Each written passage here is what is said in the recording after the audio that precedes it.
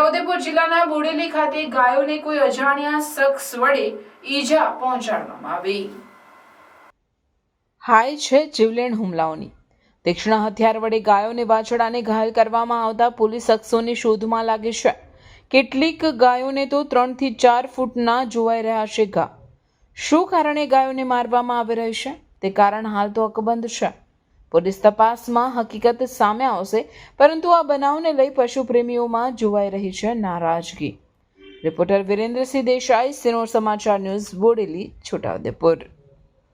Bodeli town Alipura વિસ્તારના સામાજિક આગેવાનો દ્વારા ધ્યાન દોરવામાં આવ્યું છે જે બોડેલી ટાઉન અલીપુરા વિસ્તારમાં રખડતી ગાયો છે તેમના ઉપર કોઈ અજાણ્યા અસામાજિક તત્વો કોઈ ધારદાર હથિયાર કે સાધન વડે ઈજાઓ કરે છે અને આ ઘટના થોડા દિવસથી ચાલી આવે છે, જેથી ભારત દેશમાં ગાયને માતાનો દરજ્જો આપવામાં આવે છે અને ગાય માતાને ઈજા કરવી એ આસ્થાને ઈજા કરવા બરાબર છે।